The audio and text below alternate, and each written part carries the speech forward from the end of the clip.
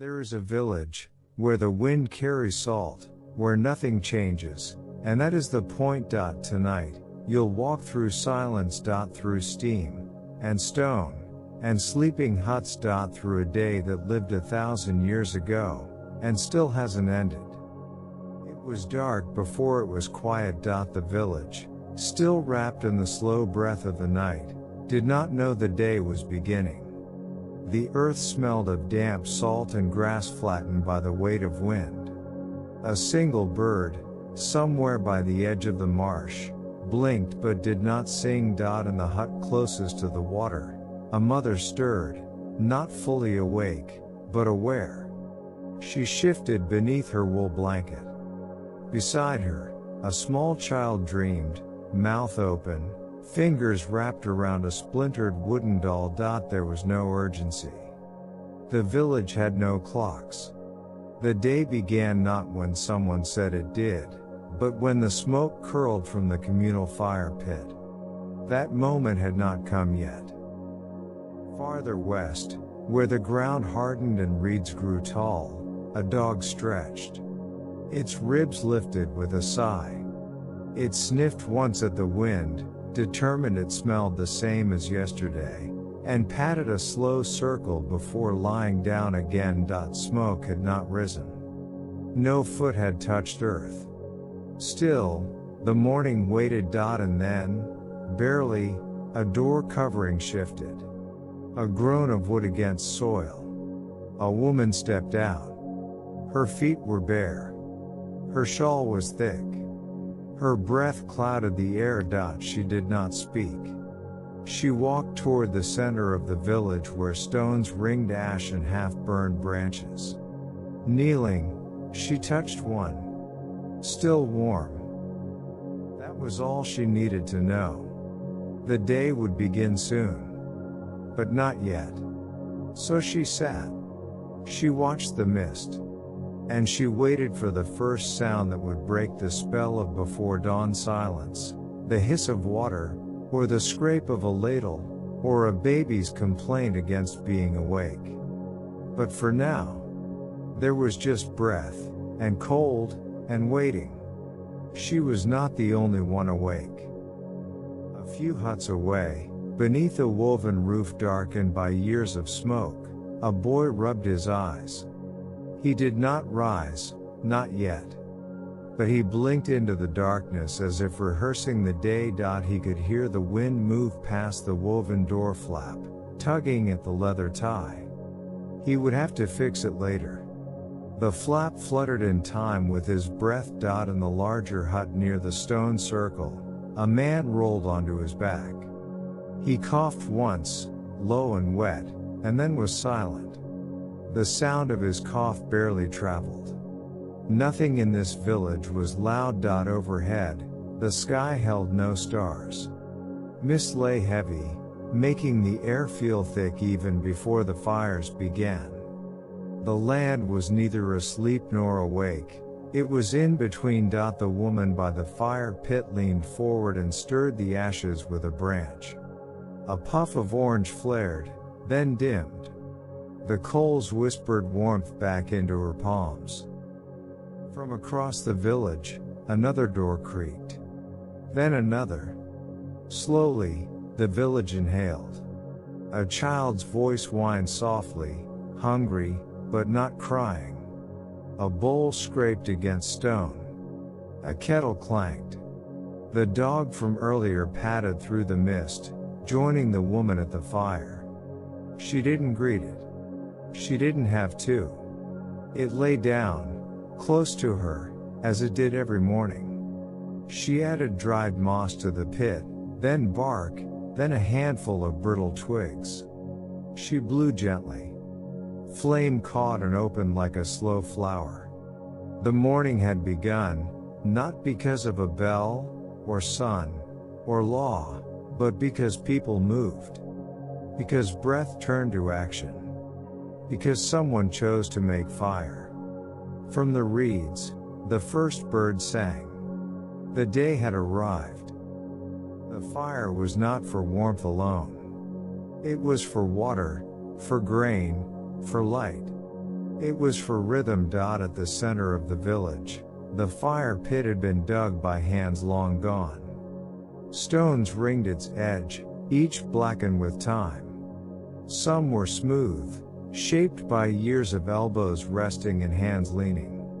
Others were rough, holding stories of storms and laughter alike. The woman who had lit it was no longer alone. She sat on one side, stirring embers with a thin branch, while across from her, a boy no older than 10 squatted and watched the flames take shape. He held a bundle of twigs, chosen carefully the night before, and fed them one at a time. Behind them, the village shifted into movement. Doors lifted. Woolen feet padded across damp ground. Clay pots clinked. No one spoke loudly. Morning was not for words, it was for fire. A man with a gray beard approached the fire pit carrying a kettle. Its sides were dented, its handle repaired twice with tightly wound hide. He knelt, placed it just beyond the flames, and poured in water from a goat hide bag. Steam did not rise yet. The water waited. More joined. 3 women brought bundles of dried herbs. One laid flatbread on a slab nearby. A girl added more wood. The fire grew slowly, respectfully. The fire pit had no owner. It belonged to all, and all treated it with the same reverence given to old bones or sacred stones. It was the first to wake, and the last to sleep. When the flames were steady, the gray-bearded man leaned close and murmured something. No one answered. They didn't need to.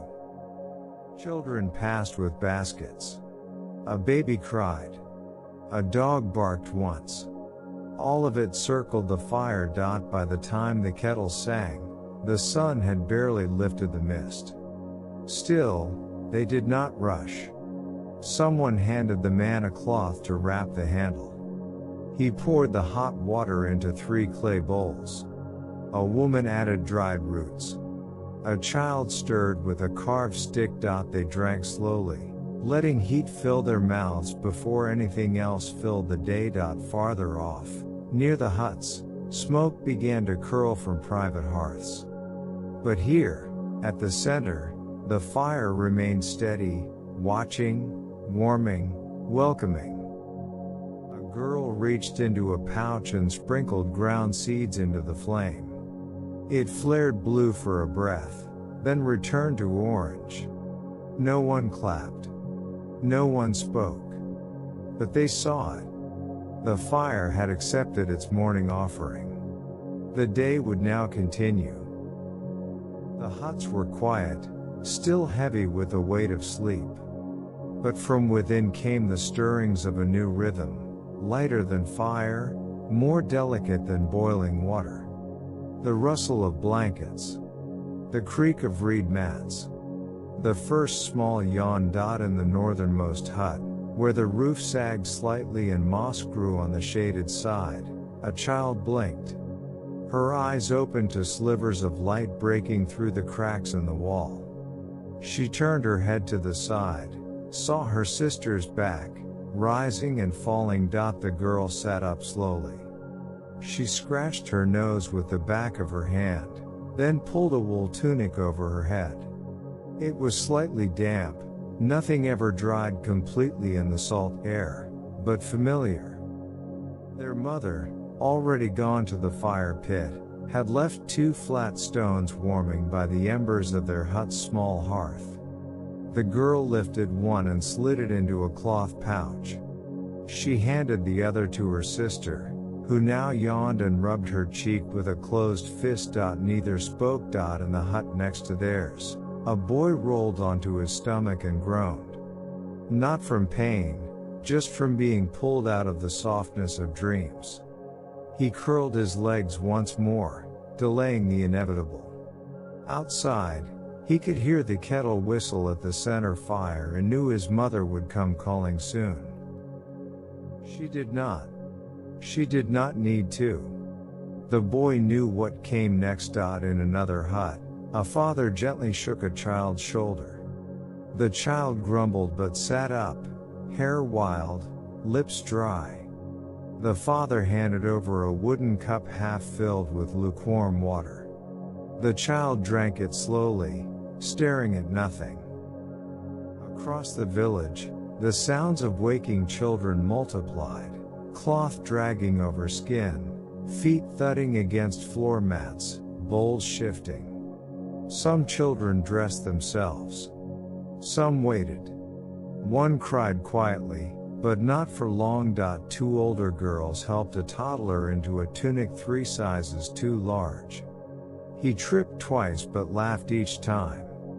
The girl smiled but did not speak.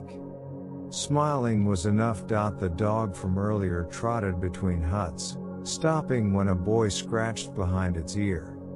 It licked his hand once, then moved on.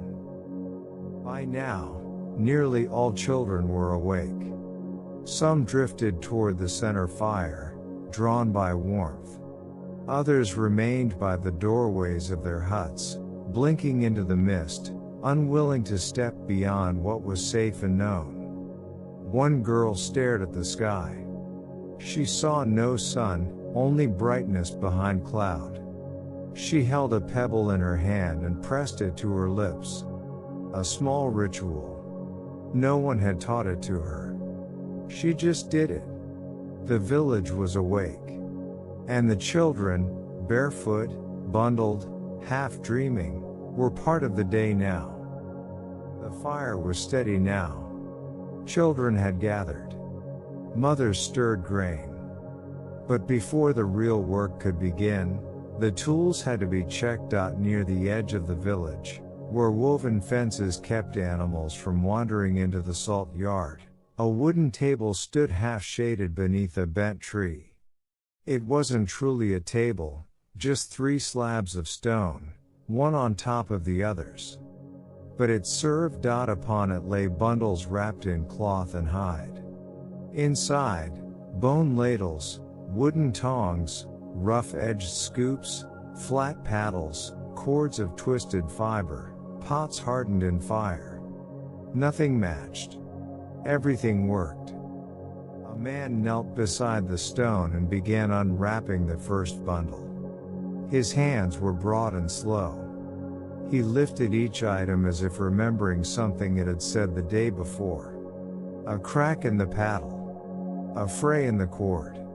A soot mark that wasn't there before. He didn't fix them yet.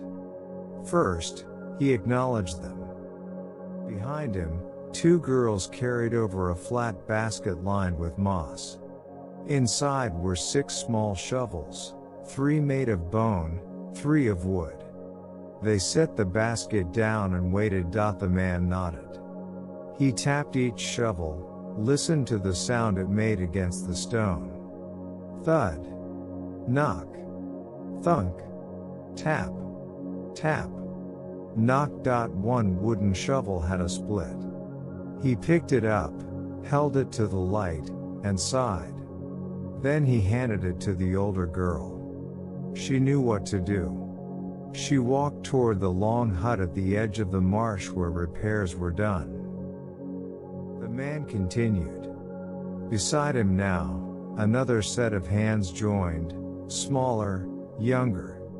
A boy, perhaps 10 winters old, placed a new bundle next to the old. Together, they opened it. Inside, twine for binding, sharpened stones, and a small jar of tree resin.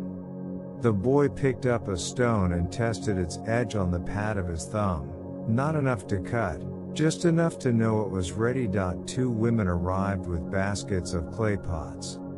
They were still warm from being fired the day before. The man touched one gently. He listened for the hollow sound that meant it would crack. It did not. He smiled without smiling. All around the tool table, people came and went.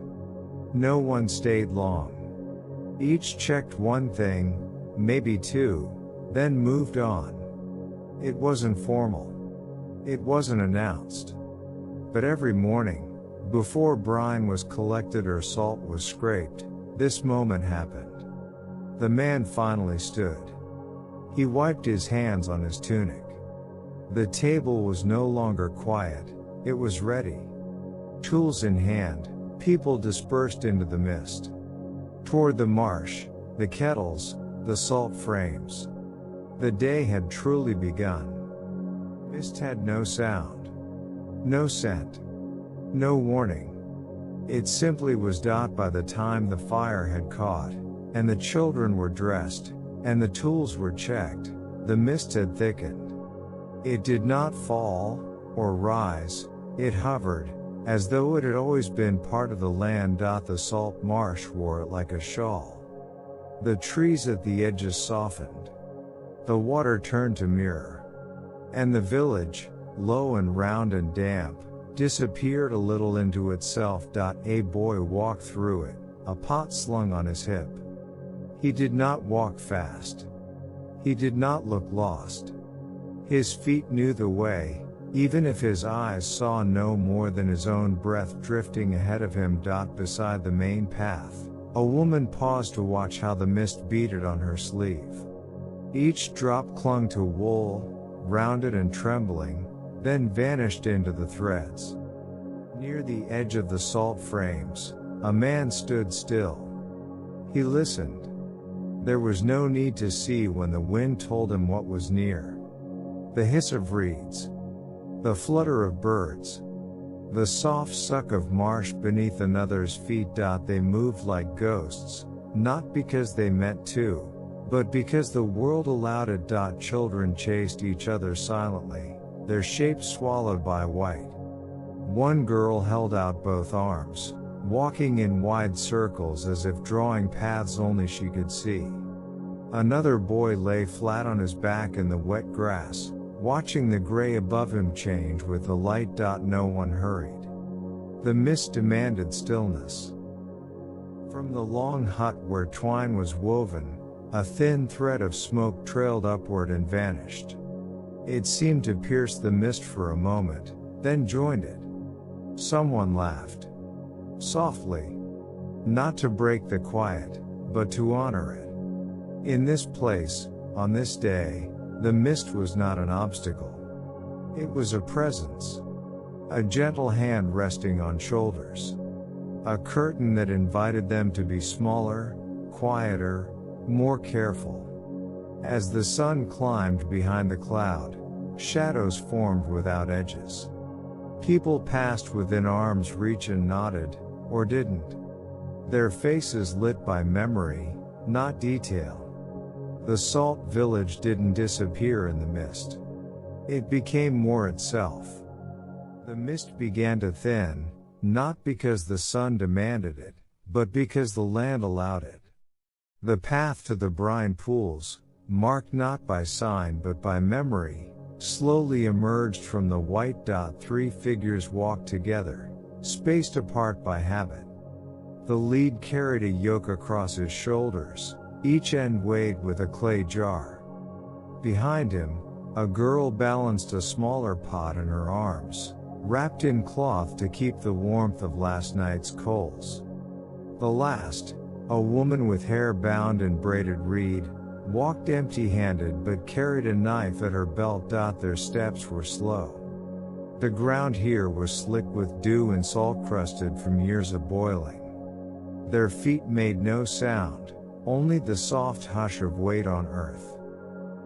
The brine pools sat in shallow scoops carved near the marsh. Some were lined with clay, others with packed ash and woven reed. Their water shimmered faintly, catching what light it could. The lead figure bent and dipped his jar into one of the pools. The water entered with a glug. He straightened and turned to another pool, repeating the motion. The girl waited. Her jar was smaller, her strength still new. The woman knelt beside a pool and skimmed the top with a flat blade, gathering insects, debris, and loose reeds blown in overnight. She didn't speak. The others knew the rhythm. When all jars were full, they stood for a moment, letting the weight settle. None turned back immediately. Instead, they looked over the pools, at the mirrored sky, at the rings of residue left by yesterday's harvest. They did not smile, but their faces softened. This was the Brine Walk. It happened every day. It always felt new. Farther down the path, more figures approached, some with baskets, others with dried moss to line the storage bowls. They greeted each other with nods. There was no chatter, no hurry. The water moved slowly, so did they. The three turned, now facing the village again, their jars full, their arms sore. They began the walk back, retracing invisible steps through a mist now lifting. The dog met them halfway. It sniffed the girl's jar, sneezed, and trotted on. Behind them, the pools rippled once, then stilled. The salt would wait its turn. The kettles were already warm when the brine returned. Carried in clay jars, each drop of salted water met fire with a low hiss. One by one, the jars were tilted, their contents poured into wide, shallow vessels blackened by years of heat. The brine shimmered as it spread, a silver skin riding the surface. Smoke curled upward first. Thin, dark, it traced lines into the sky. Then came steam, thicker, lower, almost lazy. It did not rise quickly. It hovered, spiraled, drifted sideways before lifting. Two men crouched near the largest kettle. One fed wood to the fire, slow and deliberate. The other stirred the brine with a long stick, scraping the bottom, watching for clumps. They didn't speak. The hiss and crackle were language enough. Beside them, three smaller kettles bubbled in sequence. The sounds were staggered: plop, hiss, groan, pop. From afar it might seem chaotic. Up close, it was orchestral. Children stood nearby, watching. Their jobs would come later, hauling ash, scrubbing cooled pots, gathering stray bits of dried salt. For now, they stood in steam, letting it dampen their hair and fill their lungs. A woman approached with a wrapped bundle. She knelt and unwrapped it: dried seaweed, crumbled bark, and small stones coated in prior day's salt. She tossed the bark into the fire and laid the stones at the edge to reheat. The seaweed she tore slowly, feeding it to the brine in careful strips. No one told her to do this. It was simply her part. Around the kettles, the air thickened. The rising steam clung to eyelashes. The fires flickered orange and blue. The salt began to show, crystals forming at the edges, catching light like powdered glass. Above, gulls circled. Not because of fish, there were none here, but because the steam marked life. A boy sneezed. The man beside him handed him a cloth without turning. The boy wiped his nose, then leaned closer to the bubbling pot. Time passed in vapor and flame. The work was slow. It had to be. Salt, unlike fire, does not rush. Once pulled from the kettles, the salt was no longer liquid. It had changed. The transformation wasn't sudden. There was no flash or crack. Just a quiet thickening, a settling, a softness giving way to weight. At the edges of each vessel, crystals clung like frost on bark, white, uneven, shining faintly in the morning haze. The salt was lifted carefully with flat paddles. No scooping. No spilling. Just lifting, laying, breathing. A rhythm passed down without words. To the east of the fire pit stood the salt racks, raised wooden frames covered in woven reed mats. Each mat sagged slightly in the middle, cupped to hold what it could.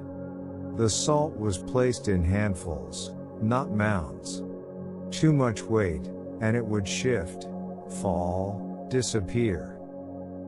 A girl with narrow eyes and sleeves rolled high moved from kettle to rack with deliberate steps. Behind her, a boy watched, mimicking her posture, her grip. He carried a smaller paddle and balanced it with both hands. They worked side by side. No talking. The only sound, the faint scrape of salt on reed, the rustle of breath through effort. Elsewhere, a woman examined the older racks. Some salt had dried overnight, stiff and ready. She tapped it with a polished bone rod, listening for the sound. Dry salt had a tone like thin glass. Wet salt, none at all.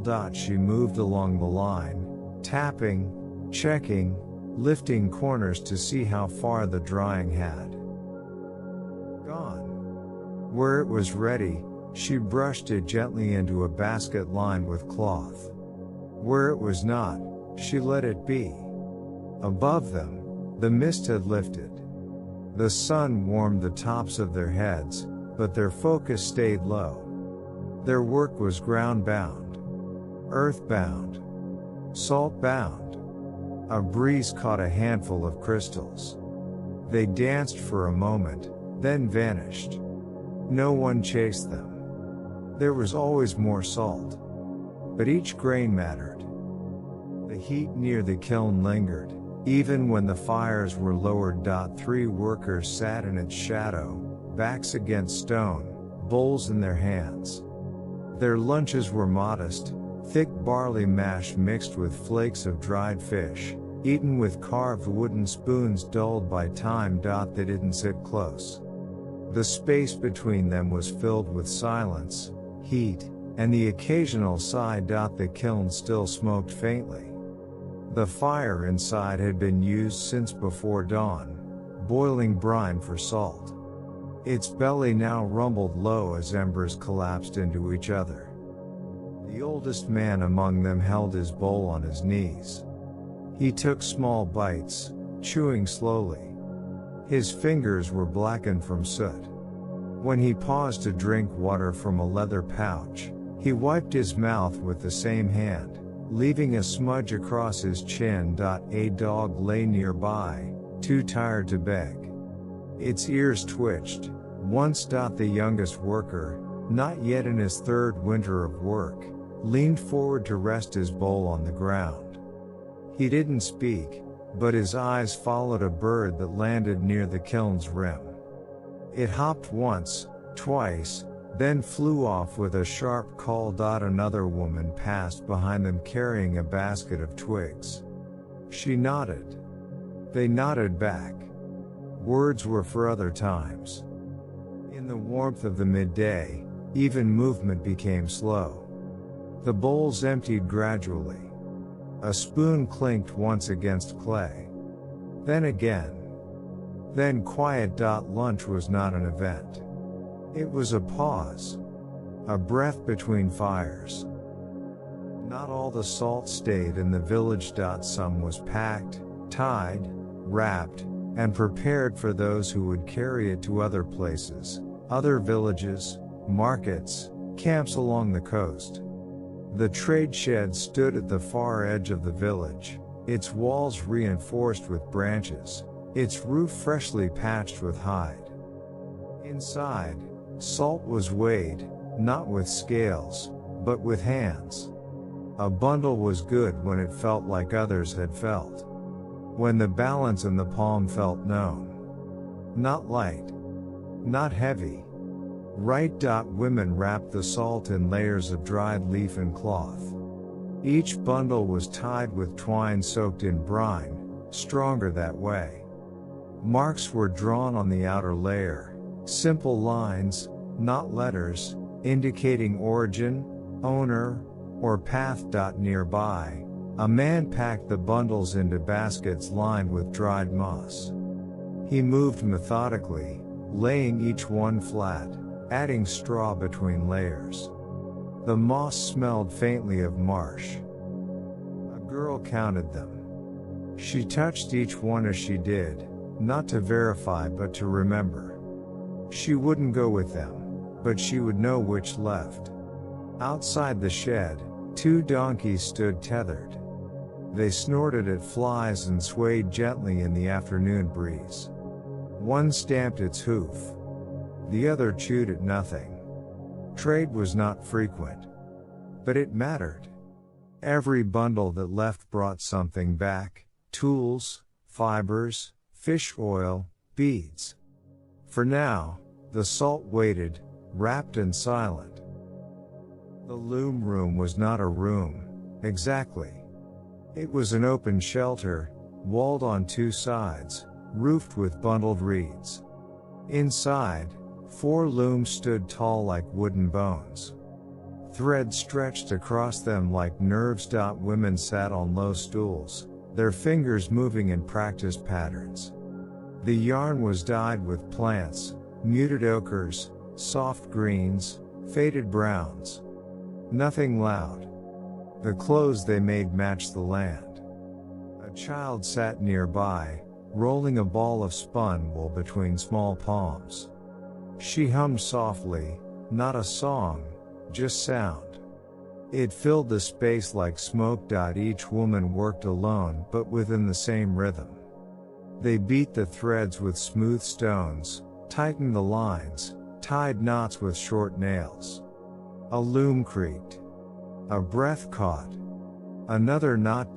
Bundles of finished cloth hung from pegs on the far wall, waving slightly in the breeze. A woman rose to check one, running her fingers along the weave, testing for gaps, for tightness, for softness. She nodded. It was good. Outside, someone laughed. The sound reached in, paused, and faded. In the Loom Room, work continued, quiet and sure. The cloth grew inch by inch, not rushed, not prized. Just necessary. Like salt. Like breath. Beyond the village, where the marsh met rising land and trees grew in uneven groves, wood was gathered. 3 figures moved between trunks, 2 women and an older boy. Each carried a woven sack across their backs. They spoke little, not because of custom, but because breath was better spent on steps. The trees here weren't tall. They bent, shaped by wind, twisted by salt carried on the air. Their limbs cracked softly underhand. Leaves fluttered like whispers. The women bent low to gather twigs, not branches. Fires like twigs, their burn was fast and bright.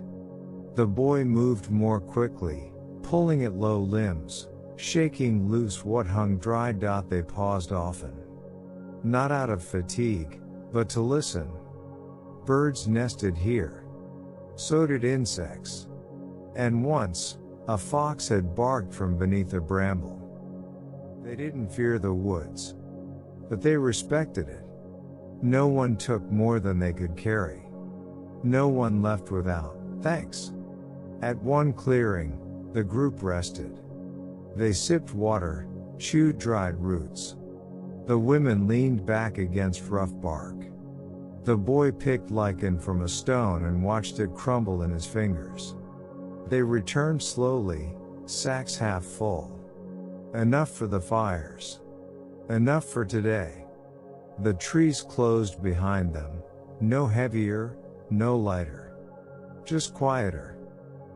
Water was not far, but it was not easy. The marsh glimmered under the weight of sun and shadow. Pools between reeds held stillness. A woman waded in slowly, a gourd held high, stepping where her feet remembered firmness. The water she sought was clean, but not clear. It was found in the places frogs hid and dragonflies landed. Her eyes scanned for ripples, not reflections. Behind her, a boy waited with a smaller vessel. He balanced on a dry patch, watching her path. She motioned with her hand, here, not there. He nodded. The gourd filled slowly. When it was heavy, she capped it with cloth and turned. The boy did the same. On their return, they passed other villagers, some with baskets of moss, others with hands red from scrubbing cloth in brackish pools. The marsh did not greet them, but it let them come and leave. Each footstep sank slightly, then rose again. A rhythm, a permission. By the time they reached the village, the water was warm. The woman placed the gourd in the shadow of her hut. The boy poured his into a basin, watching it ripple just once before going still. Water, unlike salt, needed no change. It was enough as it was. Nets hung like curtains along the reed wall. They dripped slowly, rhythmically, the sound like distant rain. A man crouched at the base of the wall, checking each knot. The net had been used that morning, cast into shallow channels, left to rest, pulled in with hope. Now it held the story of that hope. 4 small fish, 3 empty snails, 1 broken reed, and a single stone. All were removed with care. Beside him, a girl cleaned the fish. She worked without pause, hands sure. A small knife moved along scales, under gills, down spine. The fish did not resist. It never had a chance. Farther along the wall, another woman sorted traps, wicker baskets woven tightly, each designed to snare without killing. She emptied one. Nothing. Another. 1 eel, small, alive. She held it up briefly, then lowered it into a pot. Not for today. For trade. The sun pressed against their shoulders. Their shadows lay flat. A boy arrived with a string of shells. He offered them. They were accepted. Fish was not the village's trade. It was its side breath. A gift, not a craft.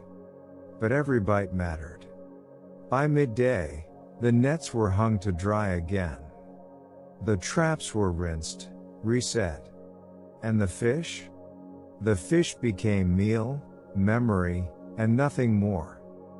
Near the rear of the village, beyond the salt racks and past the drying cloths, a low pen of woven branches held 3 pigs. They were not large. Not wild. Not pets. They grunted softly as a girl approached, dragging a basket of scraps. The gate squeaked as she entered. The pigs lifted their heads, sniffed, and ambled toward her, hooves sinking into the packed mud. She knelt and overturned the basket. Peelings, boiled roots, crushed shells. The pigs snorted approval and began to eat, shoulder to shoulder, snout to snout. She sat for a moment, watching. 1 pig looked up, licked her knee, then returned to chewing. In the pen's corner, a wooden trough held clean water. She checked it, added more, and stirred the bottom with a stick. Silt floated upward, then settled again. A boy passed by on the path. He paused, leaned on the fence, and said nothing. She nodded. He moved on. The pigs finished eating, wandered to their shaded spot, and lay down, breathing heavy and warm. She stood, wiped her hands on her tunic, and latched the gate behind her. The pen, the pigs, the girl, it was all one rhythm. One breath shared. At the edge of the village, where trees gave way to open sky, stood the stones. Tall, weathered, speckled with moss, they formed a rough ring no longer complete. 1 stone leaned. 1 had fallen. Others stood firm. In the center, a patch of earth had been cleared. Not cleaned. Just kept bare. No grass grew there. No flower stayed long. A woman stood at the ring's edge, fingers resting on cold stone. Her eyes were closed. She did not speak. She did not move. A child joined her. Then another. Then two men. No words. Just stillness. The wind passed through the circle without sound. Even birds avoided the space. After a time, the woman opened her eyes and stepped into the ring. She walked once around the center, slow and measured. When she returned to her place, she knelt and touched the earth. That was all. That was enough. One by one, the others left. No one explained. No one asked. The stones stood silent, as they always had. Their purpose was memory. Or maybe just presence. The elder lived in the roundest hut, the one closest to the stone path leading nowhere. She sat outside on a low stool, knees wrapped in cloth, hands folded in her lap. Her eyes watched the path, or the wind, or nothing. Children came by one at a time. They did not knock. They did not ask. They simply sat nearby and waited. Sometimes she spoke. Sometimes she didn't. When she did, it was slow, with gaps between words like space between stars. Today she spoke. When salt leaves the fire, it remembers water. A girl blinked. A boy looked at the elder, then at the ground. She smiled. Not because they understood, but because she had spoken. A pot boiled nearby. It hissed once, then quieted. The elder did not move. One by one, the children stood and left. She remained, hands still folded, watching the path. Perhaps she waited for someone. Perhaps she waited for nothing. The wind rustled her shawl. The hut behind her creaked softly. The elder said no more. She didn't need to. By mid-afternoon, when the shadows shortened and the air grew heavy with warmth, the children played. They gathered near the open field just beyond the salt racks, where tall grass swayed and small stones marked invisible borders. No one called them there. They simply knew. One boy held a stick shaped like a bow. Another chased a beetle through the grass. A girl crouched to build a tower of mud and pebbles, her tongue poking slightly from the corner of her mouth in concentration. They didn't laugh loudly. They didn't shout. Their play was quiet, absorbed, full of mimicked motion. Adults watched from a distance. No one interrupted. A game began, two teams, a flat stone as a marker, reeds as tokens. The rules changed with each round, not to confuse but to adjust. Fairness was instinctive, not enforced. One child wandered off to collect feathers. Another lay flat on the ground and stared upward, hands tracing clouds. When a smaller child tripped, an older one helped him up. No scolding, no fuss. Just dirt brushed from skin and play resumed.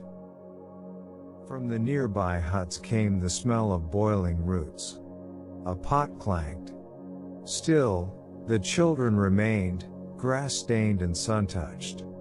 Their world was soft, shaped by routine, held gently by earth. Their play, like the salt, formed slowly, lasted briefly, meant everything. They worked side by side. Always. The man carried the heavier pots. The woman prepared the reeds. They rarely spoke, but their movements were aligned. When he reached for a tool, she had already placed it within reach. When she knelt to tie bundles, he leaned forward to hold them steady. They shared a small hut near the rear of the village. It had the fewest decorations, the cleanest path. No children. No clutter. In the evening, they sat outside, back to back, watching different horizons. They didn't touch often. but they moved in ways that remembered touch. Other villagers noticed. No one commented. Their quiet was not strange, it was a kind of depth. Once, during a storm, he had covered her with both cloaks. Once, during a fever, she had fed him by hand. They didn't tell these stories. But the stories lived in how she carried the salt, and how he swept the floor. Togetherness was not loud. It was placement. Timing. Knowing without asking. And in this village, their silence was a kind of music. He arrived at the edge of dusk. One figure. One bag.